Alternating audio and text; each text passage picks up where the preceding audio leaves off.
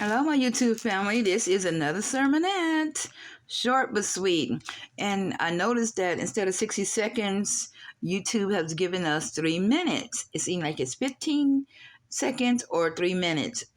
And so I said, well, let me try to do something in 3 minutes. I know it's not a long time, but let me try. And so I was thinking today, just sitting here talking to the Lord and what I want to speak on. And the message today is to let go and let God. Because sometimes we can hold on to things that God is trying to take away from us. And He knows what's best. And sometimes these things that we holding on to, it ain't no good for us. We might not see it. The flesh want it. It feels good. It looks good, and we see all the benefits of it, but we don't see the underlying picture in there. We don't see that it could be a disguise from the Satan. It could be like a wolf dressed in sheep clothing, and we don't see it as something that everything that's silver is not gold. And we can also know that when God give us something, He wants us to let go so He can handle it. Because really, when we get out the way, you sit in the back seat and let God drive. He know exactly where to take us. And sometimes we want to be on the throne. We want to do it our way. Do it my way.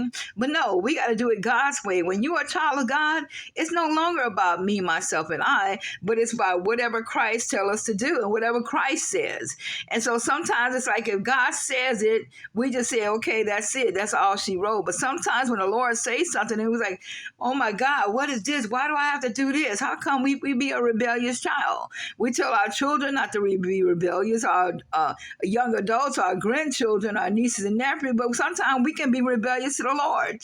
And the Bible says that when you give it to God and allow Him to handle it, He'll fix the situation. He'll work it out because He knows how to do it. He knows how to give us favor. He knows how to keep us from danger and harm. He knows what you know what I'm saying? Because some people can have preconceived notions when they come into our lives. We don't know what they're really about, but God will show them up and show you things about them that they're not right. They're not a good business partner. That's not the right person to marry. That's not the right person to become friends with, because there's something about this not the right doctor to go to, or this not the right lawyer for you. This not the right apartments that you need to be in, a location.